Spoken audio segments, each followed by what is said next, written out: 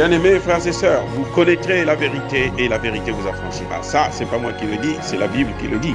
Mais moi, je vous dis mieux. Vous connaîtrez la vérité historique, notamment celle de vos ancêtres kémites, et vous aurez une vision globale de ce que c'est que la vraie souveraineté politique. J'ajoute, vous reviendrez à la spiritualité africaine ancestrale et vous comprendrez les enjeux de l'indépendance économique.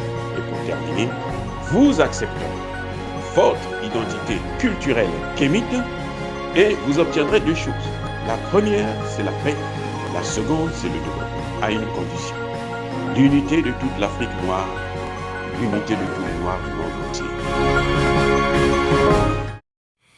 Otep à tous, bienvenue sur la chaîne des panafricanistes par essence, par conviction et par excellence.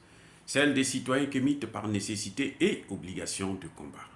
Nous sommes une chaîne qui n'est guidée que par nos ancêtres et rien que par les ancêtres qui appartiennent à l'égrégore du monde noir. Par conséquent, nous ne croyons en aucun Dieu venu de l'étranger. Toutefois, cette vidéo n'est aucunement destinée à inciter à la haine ou à la violence, car nous menons un combat qui est d'abord et avant tout spirituel, intellectuel et démocratique. Ensuite, il est politique, géopolitique et géostratégique. Contre l'impérialisme, le colonialisme, le néocolonialisme et l'endocoloniat, qui sont tous qualifiés de crimes contre l'humanité. Nous menons ce combat sur la base du principe fondamental que nous avons hérité de nos ancêtres kémites, qui est celui de la Mahat, c'est-à-dire solidarité, vérité et justice. Vous êtes donc en droit de connaître la vérité. Et nous avons l'obligation de vous dire la vérité, rien que la vérité, afin que justice soit rendue au continent africain. Et ça, c'est notre modeste contribution dans cette noble lutte en faveur de la souveraineté, de la dignité, de la solidarité et de l'unité africaine. Ça, c'est ce que nous appelons le panafricanisme. Bien-aimés frères et sœurs, je vous ai parlé dernièrement de la situation en Haïti qui a été livrée aux gangs, notamment dans la capitale, Port-au-Prince. Je vous ai dit que les Occidentaux, la France, les États-Unis et le Canada veulent mettre en place une force armée, si possible non onusienne. Ils veulent donc, en quelque sorte, occuper Haïti. Ils veulent faire d'Haïti une province de la République dominicaine.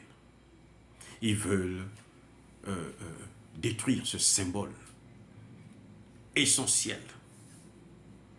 ce symbole africain, ce symbole du peuple noir, d'un pays qui, le premier, a obtenu sa liberté, la liberté du peuple noir, en menant une guerre et en gagnant la guerre contre la plus forte armée de l'époque, qui est celle de Napoléon.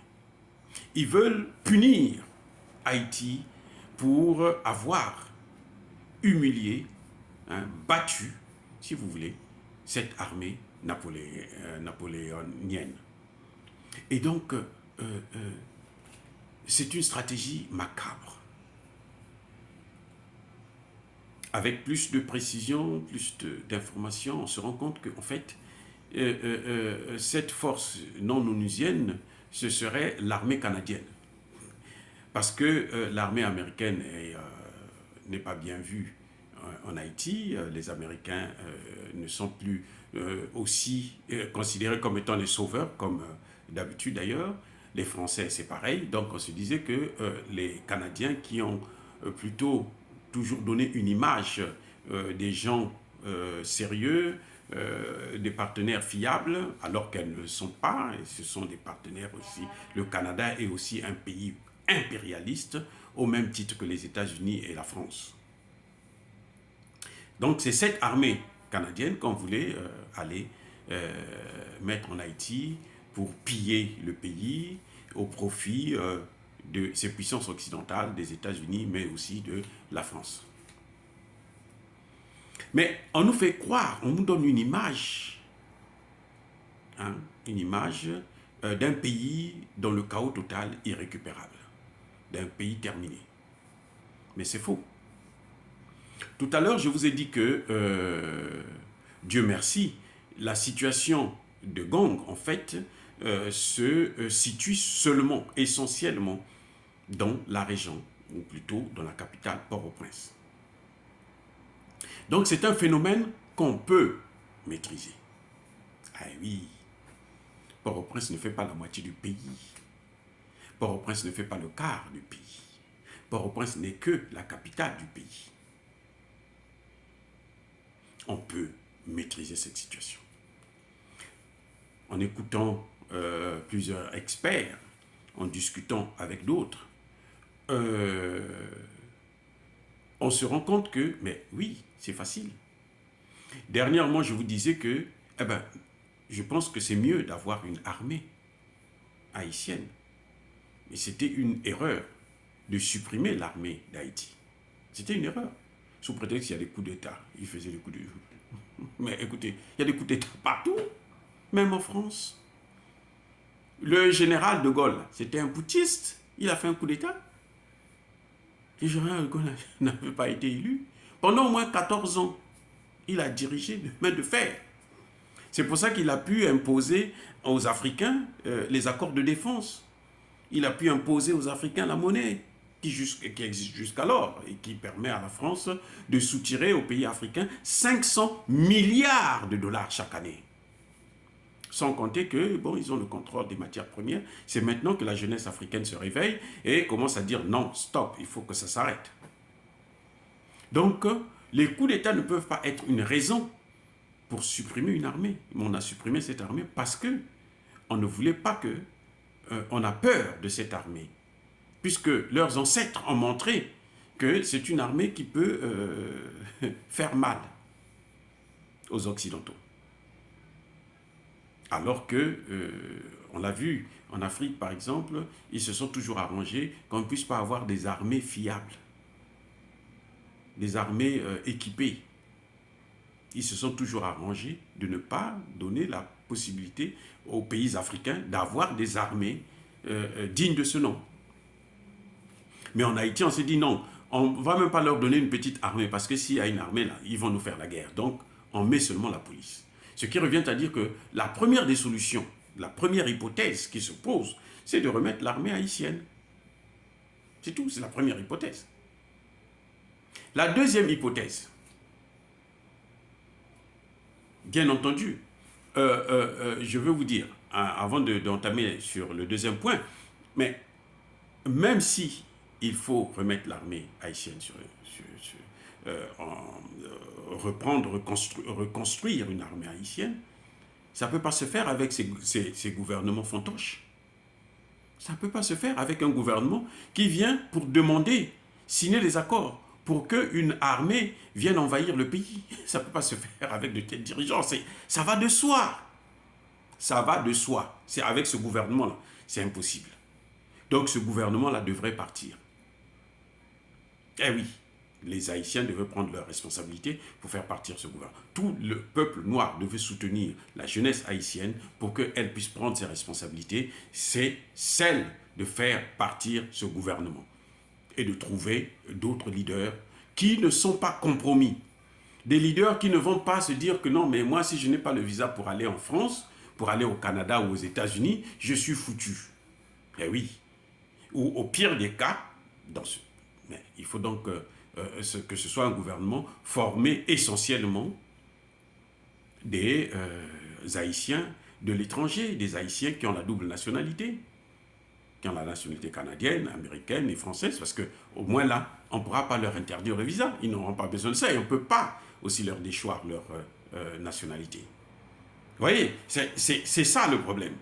Parce qu'avec un tel gouvernement qui a déjà échoué, il est impossible de régler les problèmes. Ça, c'est essentiel. Donc, même si on veut mettre une armée en place, eh bien, avec ce gouvernement-là, ça ne pourra pas marcher. Donc, la première des choses, c'est de faire partir ce gouvernement. Et de choisir d'autres leaders qui ne sont pas complexés d'ailleurs. Parce qu'en fait, ce qui fait ça, c'est le complexe. Vous voyez, le président Martelly, il quitte le pouvoir, il va vivre à Miami. Parce que l'Haïti, pour lui, c'est pas beau. Haïti, c'est seulement pour venir puiser, s'enrichir et puis repartir chez les autres. Ça n'a aucun sens. Ça, c'est pas des leaders. Nous avons besoin des leaders qui prennent leurs responsabilités, qui pensent qu'il n'y a pas mieux ailleurs que chez soi. C'est-à-dire qu'un Haïtien ne devait pas se dire que non, moi en Haïti, j'aurais besoin de me faire soigner, donc il faut que j'aille aux États-Unis, il faut que j'aille au Canada ou il faut que j'aille en France. On a besoin des Haïtiens qui se disent, moi en Haïti, j'ai tout. Donc il va se battre pour qu'il puisse tout avoir en Haïti. Ça, c'est le premier point. Donc la deuxième hypothèse que je disais, si il faut maintenir cette police, alors il faut l'équiper à un niveau pratiquement militaire. Il faut qu'ils aient des chars de combat, il faut qu'ils aient des drones, il faut qu'ils aient vraiment tout ce qu'il faut pour combattre, localiser ces gens-là facilement. La seule chose, c'est quoi? Les terroristes. Si vous avez des drones, vous avez des hélicoptères, vous faites leur affaire. Hein? Vous faites la fête avec ces gens-là. Vous leur donnez une leçon inoubliable. Et ça, même la police peut le faire. Mais pour qu'une police puisse le faire, il faut que cette police-là puisse être équipée de façon moderne. Eh oui, il faut que cette police puisse être équipée. Si cette police n'est pas équipée, elle ne pourra jamais régler les grands problèmes. Parce que la police haïtienne, aujourd'hui, doit assumer deux fonctions. Non seulement protéger les populations, mais c'est cette même police qui doit protéger aussi les frontières. S'il n'y a pas d'armée, c'est donc la police qui doit assumer ses responsabilités. Donc, il faut équiper cette police au niveau militaire. Eh oui, il faut l'équiper au niveau militaire. Et là, on n'aura même pas besoin d'une armée étrangère. On n'aura pas besoin d'une autre mission des Nations Unies. Mais les Nations Unies sont en Haïti depuis 1993. Vous vous rendez compte, depuis 1993 à nos jours, ça fait plus de 40 ans. Oui, ça fait une quarantaine d'années, 30 et quelques par là.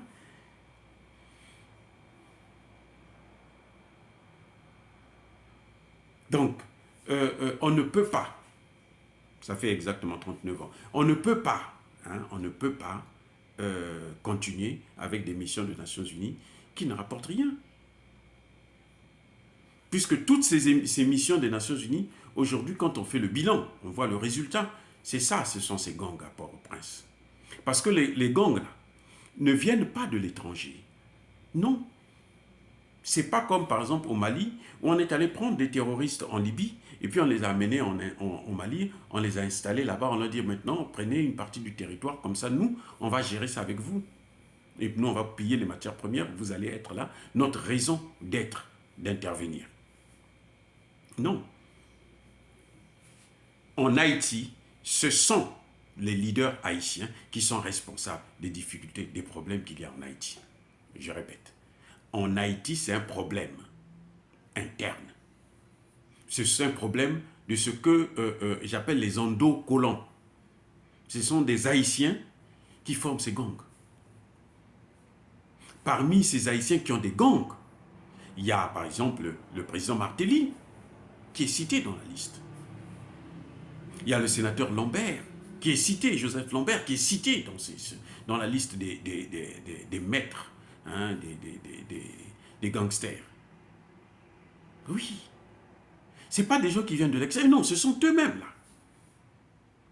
Et si les Occidentaux, c'est-à-dire les Américains, les Canadiens, étaient sérieux, mais c'est à eux qu'on devait interdire le visa. On devrait expulser Martelly, puisqu'il n'est pas américain, soi-disant. Vous vous souvenez, quand il voulait être élu, il y avait un débat comme quoi on disait qu'il était américain, alors qu'il ne devrait pas l'être. Donc on peut l'expulser. Et ils sont nombreux comme ça, des sénateurs, des anciens ministres qui ont des gangs. Ce sont ceux-là le problème. Et on les connaît tous. On les connaît très bien. Donc on peut les avoir. Maintenant, quand je dis qu'il faut équiper la police Mais qui va équiper la police? Puisque Haïti ne fabrique pas des armes. Il faut solliciter d'autres partenaires extérieurs. Mais les partenaires habituels, la France, les États-Unis, le Canada, qu'est-ce qui se passe avec eux? Ils ont échoué. Ils ont échoué, il faut le reconnaître, quand on fait le bilan. Depuis plus de 200 ans d'indépendance, si le pays est encore dans cet état, c'est qu'eux, ils ont échoué, ces partenaires historiques. Et vous savez pourquoi ils échouent? C'est parce qu'ils n'ont pas la volonté de voir nos pays, de voir Haïti s'en sortir. Ils veulent que Haïti puisse être toujours dépendant d'eux. C'est-à-dire quand il y a un problème en Haïti, ce soit eux qui viennent pour régler ce problème. Ce qui fait que lorsque le gouvernement, quel que soit le gouvernement haïtien, qui prend de l'argent, leur donne pour acheter des armes, ils prennent cet argent, mais ils ne livrent pas les armes. Le Mali a eu ce cas avec la France. Donc on connaît comment ça se passe. Haïti a eu ce cas avec le Canada. Haïti a commandé 12 chars de guerre, mais ils ont passé plusieurs années sans que ça n'arrive, plusieurs mois sans que ça n'arrive. Il a fallu un tapage énorme pour que le Canada livre 3 sur ces 12. Vous voyez un peu la situation. Et encore, il faut se poser la question de si ce n'est pas des chars en carton qu'on a envoyés là-bas. Ou en bois. Qui ont une durée de vie de 3 mois, d'1 mois. C'est ça. Donc là encore, il y a un problème de partenaire qui se pose. Et le partenaire le plus sérieux actuellement, celui avec lequel, lorsque vous avez des accords, il honore toujours ses engagements, c'est la Russie. C'est la Russie. C'est évident. Ce n'est pas une obsession vis-à-vis de la Russie. Ce n'est pas un autre maître, puisque la Russie n'a jamais colonisé un seul pays africain. La Russie était là, et c'était déjà une puissance lorsqu'on a partagé l'Afrique en 1885, mais la Russie n'a pas pris part à ce gâteau. Donc, on peut au moins lui accorder ce crédit. Et la Russie a fait ses preuves. Elle a fait ses preuves au Centrafrique, elle a fait ses preuves au Mali. Elle est en train de se préparer à faire ses preuves aussi au Burkina Faso maintenant. Donc, pourquoi elle ne ferait pas la même chose avec Haïti?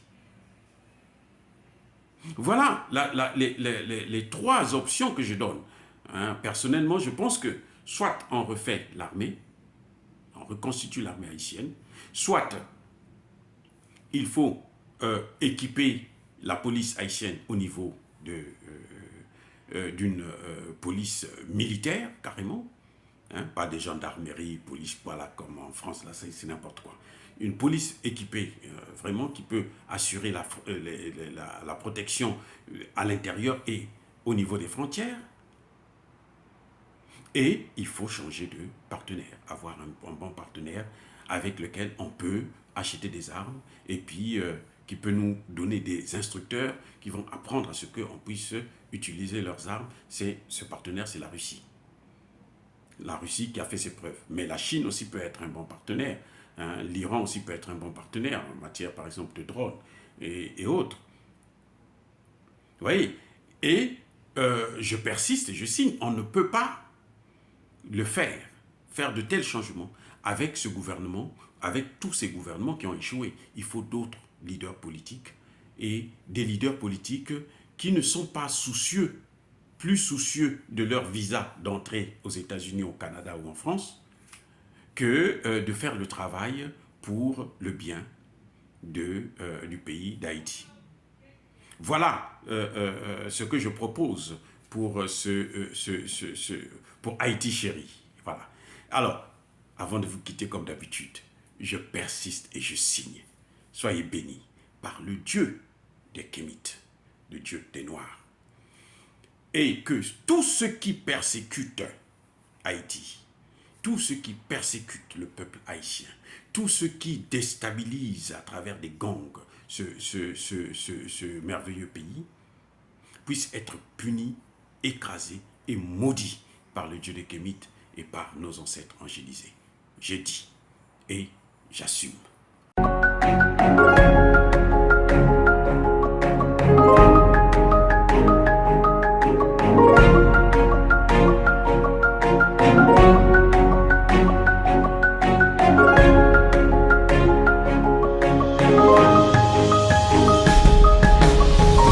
Eux, ils marchent par la foi et non par la vue. Mais moi, je vous conseille vivement de marcher par la connaissance scientifique et historique, notamment celle de nos ancêtres kémites, par les 5 sens et par l'intelligence. Abou Apia.